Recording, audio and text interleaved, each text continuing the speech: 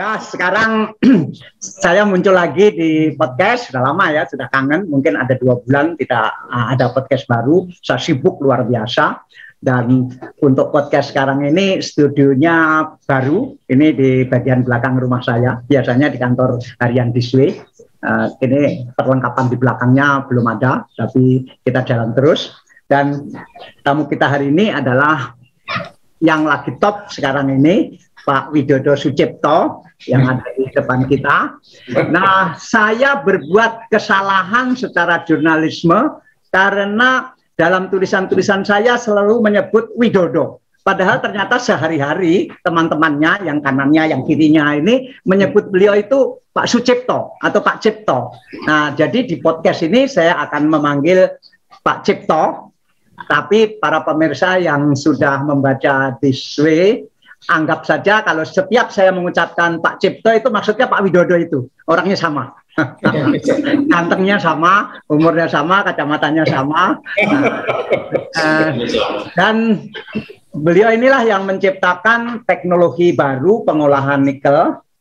Saya tertarik sekali karena saya tahu teman-teman saya, para pengusaha tambang, itu menenggelamkan uangnya triliunan kalau disatukan di Sulawesi dan Halmahera sana, tapi tidak tahu apa yang harus diperbuat. Mau ekspor bahan baku dilarang, mau ekspor nikel mengolahnya mahal sekali karena pabriknya harus besar. Dulu mereka bisa membuat pabrik kecil-kecil yang sangat tidak ramah lingkungan, sangat mencemari lingkungan, dan seperti itu tidak boleh lagi sekarang. Sehingga kalau mau membangun pengolahan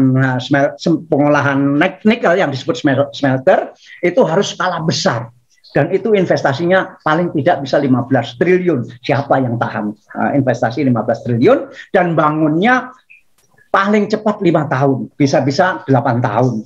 Sehingga sulit sekali orang mau melakukan investasi di nikel. Nah, Pak Cipto ini, Pak Widodo Sucipto ini menemukan bersama timnya, menemukan teknologi yang diberi nama STAL, STAL, atau bacanya steel,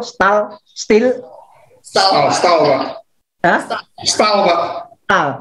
Teknologi STAL, di mana tidak lagi bahan baku itu dibakar dengan batu bara, karena begitu dibakar itu memerlukan air yang banyak dan menimbulkan polusi. Tetapi temuan Pak Cipto ini, bahan baku tersebut cukup dipanaskan di dalam kiln yang sampai 700 derajat, akhirnya nikelnya bisa dipisahkan dari tanah. Nah, kemudian jadilah nikel yang bisa diolah berikutnya untuk bahan baku baterai litium. Nah, Pak Cip ini kan Pak Cipto, Pak Widodo Sucipto. Sama aja, Pak. Pak Cip, tolong perkenalkan Pak Cip, ibu yang cantik ini siapa? Oh iya. Yang ganteng muda ini siapa? Perkenalkan latar belakangnya sekalian. Ya, tadi sudah disebutkan oleh Pak Dahlan. Ya, nama saya Widodo Sucipto. Dan saya lahir di Jawa Timur, yaitu di Porong. Satu kampung sama Inul, Pak. Ya, betul. Di tahun 1955. Jadi ya sekarang udah usianya 66 tahun. Jadi sudah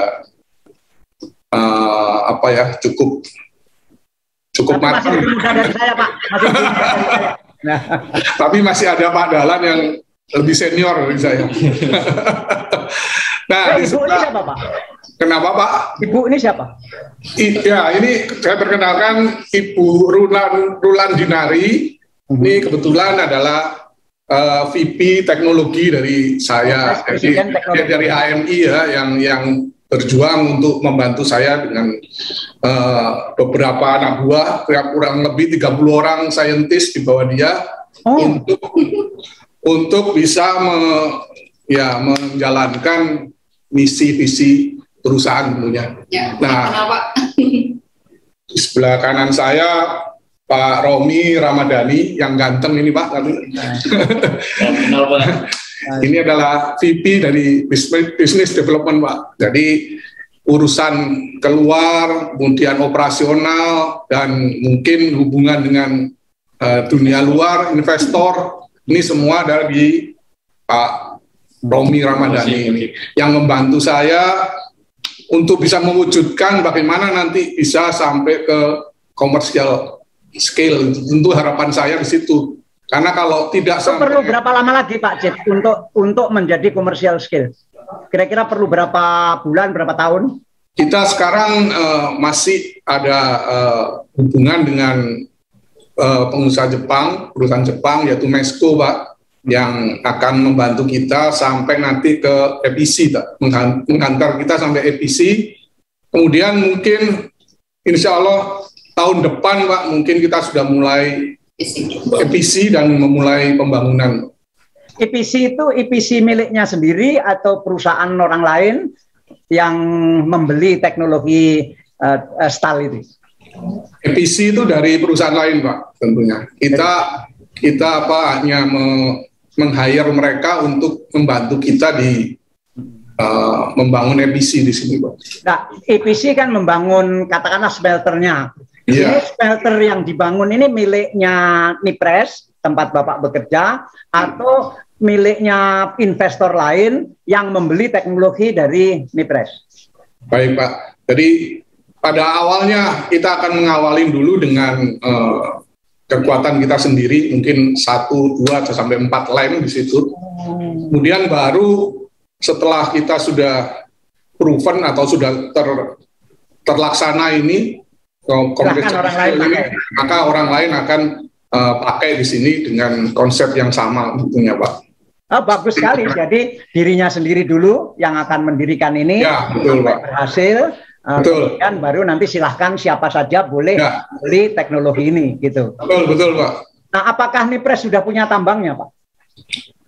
Kita tidak terjun ke tambang di sini, Pak. Tapi kita bersama dengan penambang-penambang yang sekarang seperti yang dikatakan oleh Pak Dahlan itu ya mengalami kesulitan dalam memasarkan atau menjual ore dari nikel ini yang cukup banyak resourcesnya di Indonesia ini.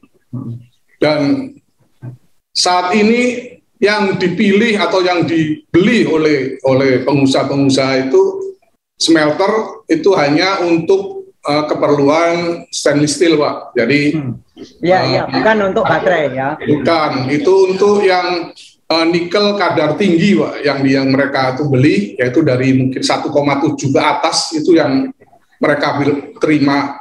Nah, yang dari 1,0 sampai 1,7 itu ya sekarang jadi overburden begitu, Pak. Jadi maksudnya Pak Cip ini, para pemirsa, maksudnya Pak Cip ini smelter-smelter yang lama yang selama ini itu efisien untuk mengolah bahan baku yang tanahnya itu di dalam sana, kira-kira 6 meter, 7 meter di dalam permukaan tanah. Sehingga tanah di permukaan sampai sedalam 6 meter atau 7 meter itu harus dibuang karena tidak efisien untuk diolah. Nah, dengan teknologi STAL-nya Pak Cipto ini, yang lapisan atas pun bisa diolah, gitu kan, Pak? Ya. Betul, Pak. Jadi kita bisa mengolah mulai dari 1,0 ke atas sampai 2 ke atas juga kita bisa olah di situ dengan. Dan lagi smelter yang lama itu hanya bisa mengolah untuk menjadi nikel yang dipakai untuk bahan baku stainless steel, tidak bisa untuk baterai. Jadi selama ini masyarakat heboh mengatakan, oh sekarang di Morowali sudah ada pabrik nikel besar sekali, berarti kita sudah bisa segera membuat baterai. Itu tidak betul, karena yang pabrik yang sekarang ini hanya memproses nikel untuk menjadi bahan baku stainless steel, dan nikel di situ disebut nikel kelas 2 karena kemurniannya tidak perlu setinggi nikel untuk baterai. Nah, apakah nikel yang tidak terlalu tinggi kemurniannya yang untuk stainless steel itu bisa diolah berikutnya lagi, di proses berikutnya lagi menjadi bahan baku baterai? Nggak bisa kan, Pak? Sebetulnya bisa, Pak, tapi membutuhkan cost yang lebih tinggi. Mahal sekali. Jadi double cost maksudnya di situ nanti. Jadi mendingan memang smelter yang dirancang Pak Cipto ini smelter yang memang hasilnya nanti untuk baterai lithium, baterai modern sekarang. Disebut nikel kelas 1, Pak, biasanya kelas 1, Pak.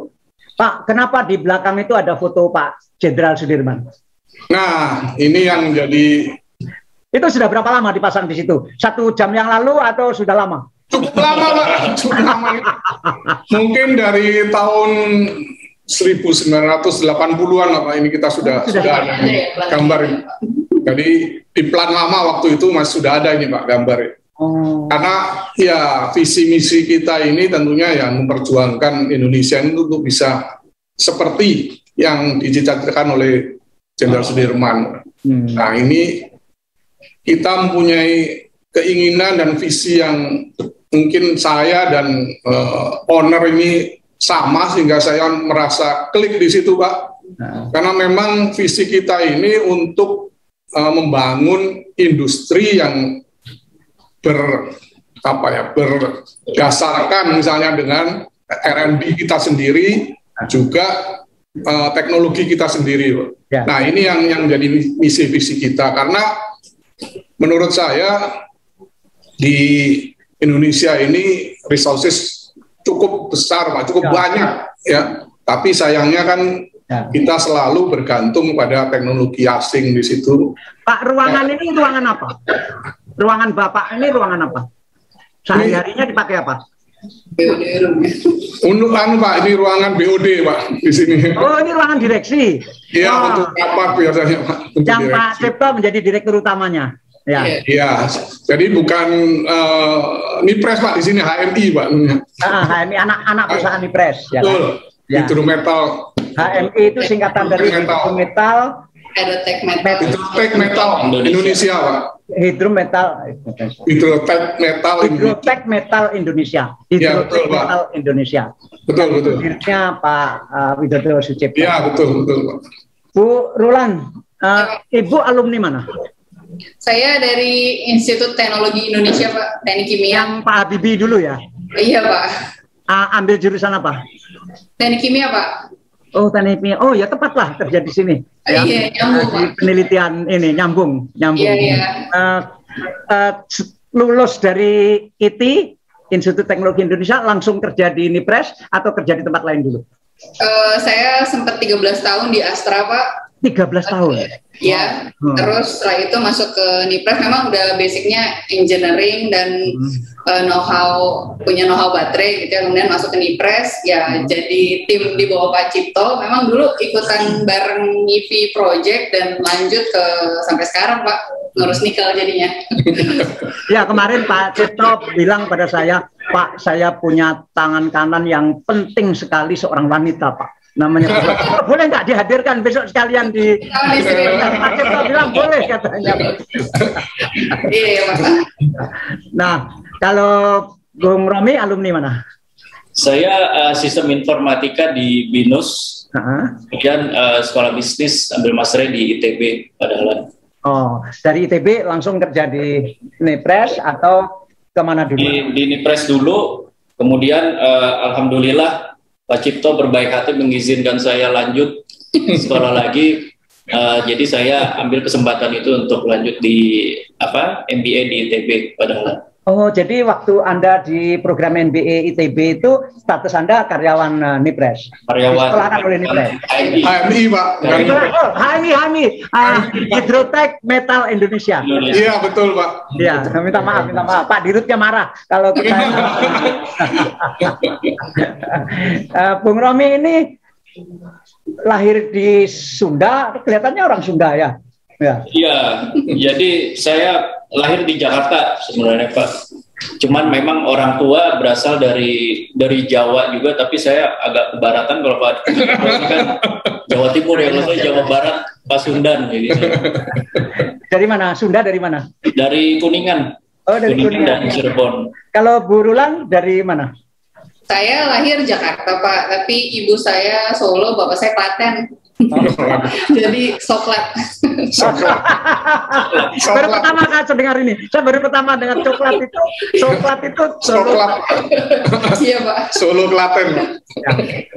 Pak Cipto ini kan lahir di Porong, satu kampung sama Saudara Rista. Pernah nggak ketemu Inul Pak? Belum pernah. Belum pernah ya. Pak Jepto dulu saya dengar ya, SD-nya di Porong, di SD negeri, kemudian SMP-nya juga SMP negeri di Porong. SMP negeri itu kan isinya orang-orang pribumi desa. Jadi waktu itu suasana kelasnya seperti apa, Pak Cip? Jadi ya kita sebagai peranakan di situ satu kelas ya mungkin ada cuma 1-2 orang lah Pak kita. Cuma ya karena kita ini hidup di desa, jadi ya rasa tenggang rasa maupun kita saling menghormati dan ya kita berbaur lah Pak seperti itu. Karena di desa kan kehidupan seperti itu. Jadi saya sendiri akhirnya tidak merasa bahwa saya ini orang peranakan, tapi karena apa? Teman-teman itu orang pribumi sangat mendukung saya untuk ya kita berbaur, belajar bersama, olahraga bersama, bahkan ya bercanda bersama. Seperti tidak ada sekat Pak di situ. Jadi saya punya beberapa teman Tionghoa yang sekolah SD-nya, SMP-nya, SMA-nya di negeri, juga seperti itu. Jadi kami nggak merasa kami ini Tionghoa, yang pribumi juga nggak memperlakukan Bapak sebagai Tionghoa seperti itu. Dan bagi pemirsa di Tionghoa itu ada 3 kelompok besar. Satu yang disebut kelompok peranakan seperti Pak Cipto ini, yaitu yang lahir di Indonesia, yang menyatu dengan masyarakat sekitarnya. Kemudian ada kelompok namanya Holland Spreken.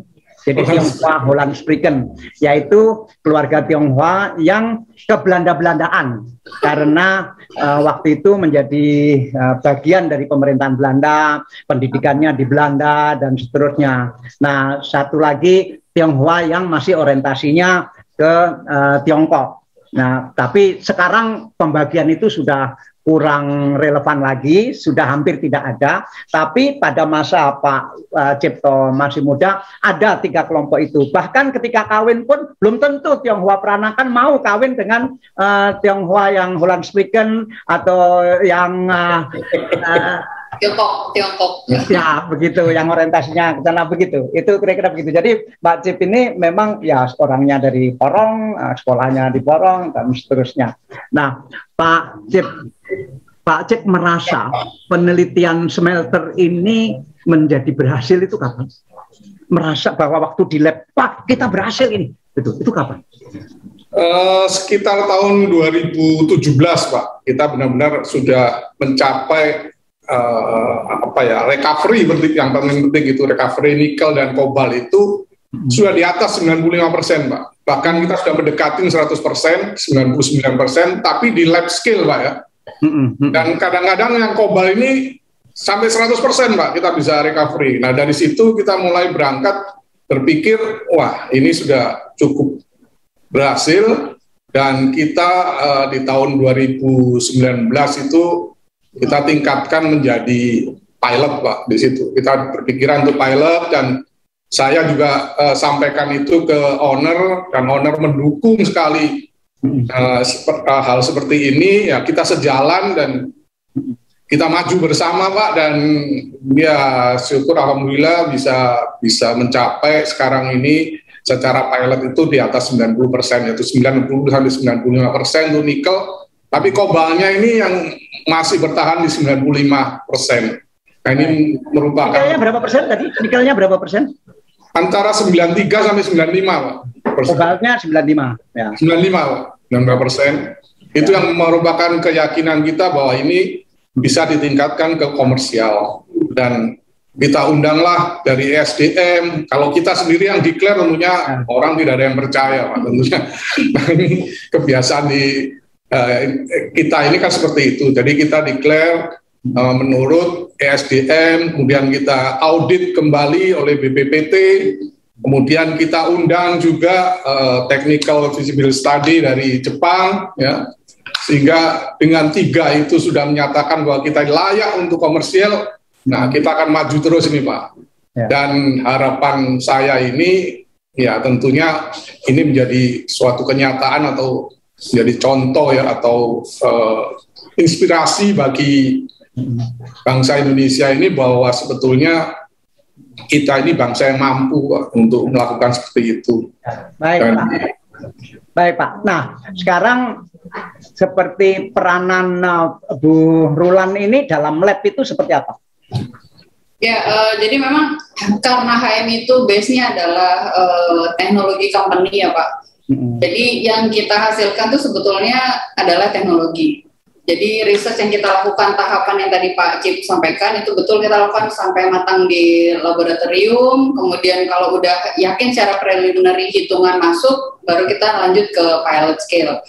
Nah di kami itu memang ada banyak saintis dan engineer dari berbagai negara bahkan. Jadi ada beberapa advisor dari Jepang, kemudian ada China, ada juga dari Australia dan banyak yang Indonesia Pak karena memang hanya 1-2 dari mereka. Jadi dari kami yang di skala lab itu mencari terus sampai dapat recovery yang teroptimum Pak. Jadi dengan berbagai parameter yang dicoba kan di proses itu banyak yang bisa dibuat variabel ya Pak.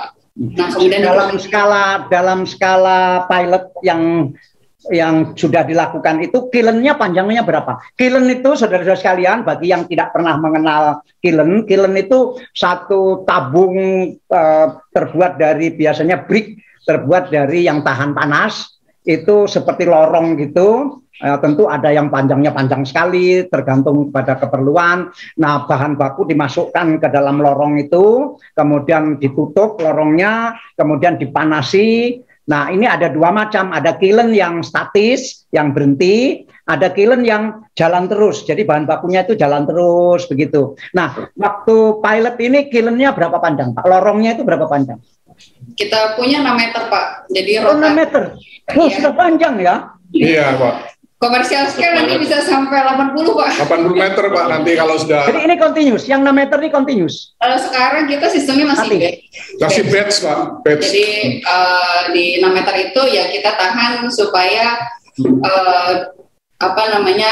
proses di dalam resident times-nya itu sesuai sama yang kita mau sesuai skala lab. Jadi diatur kecepatan dan frekuensinya itu sehingga walaupun cuma 6 meter tapi ore-nya itu di dalam ditahan selama yang kita mau sesuai sama hasil trial kita Pak. Jadi nanti di skala komersial pabrik yang sebenarnya Pak Cipto yang katakanlah satu modul itu filmnya panjangnya berapa?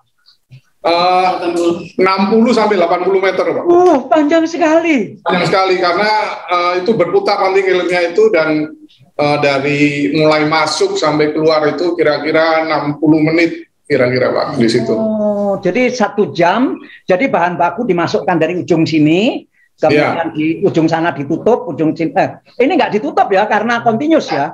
Continuous Pak, continuous. Nanti bahan baku masuk dari pintu lorong sebelah sini selama 60 menit berputar di kiln sepanjang 60 meter ini. Terus keluar di pintu sana itu sudah terpisah, tanahnya terpisah dengan nikelnya begitu. Bukan Pak, seperti itu. Tapi secara kimia iya Pak, sudah terpisah. Tapi masih bentuknya masih ore Pak, tercampur tapi sudah terpisah secara kimia dan tidak bisa dilihat oleh mata itu Pak. Tapi secara kimia sudah terurai sebetulnya. Nah nanti akan dilanjutkan dengan proses leaching dan participation ya. Dan itu akan menghasilkan MHP nanti di situ Pak. Nah itu biasanya yang di belakang ini untuk leaching itu mungkin proses-proses yang biasa Pak.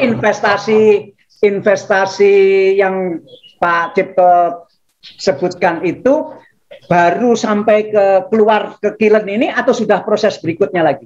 Sampai proses berikutnya Pak, komplit keluarnya itu outputnya adalah MHP namanya Pak.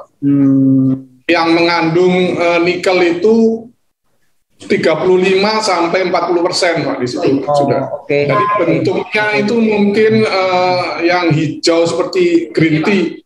Nah ini Pak mungkin. Ini tadi keluaran kiln kayak gini Pak. Jadi keluar dari kiln seperti itu. Roasted ore bahasanya roasted ore Pak. Jadi ore panggang. Tapi di dalamnya sebenarnya nikelnya udah. Ini kering kan? Kering ini Pak, kering. Kan cair kan? Ya. Bukan kering Pak. Kering. Bubuk Pak. Supaya ketahuan bahwa itu kering betul. Ini tanah doang. Nah, ini outputnya seperti ini Pak, outputnya. Ini yang 35 sampai 40% nikel di sini. Jadi proses berikutnya menjadi yang hijau ini. Iya betul. Nanti nikel itu warnanya hijau ya? Hijau Pak. Hijau Pak. Kristal nikel. Kristal nikel. Mirip maca ya. Baik Pak Cip, terima kasih. Kita sudah ketemu. Lain kali kalau teman-teman menghendaki lagi, mohon bisa podcast lagi. Pak, ini banyak beberapa pengusaha tambang menghubungi saya. Pak Dahlan, boleh nggak saya minta nomor teleponnya Pak Widodo Sucipto? Boleh saya kasih nggak Pak? Boleh Pak. Nanti ada tim. Sebetulnya ada tim saya yang nanti akan khusus untuk Romi lah, nanti urusannya Romi lah ya. Di bawah Pak Romi Pak. Siap Pak. Makasih Pak, makasih. Terima kasih Pak. Sama-sama. Ya. Selamat siang. Siang.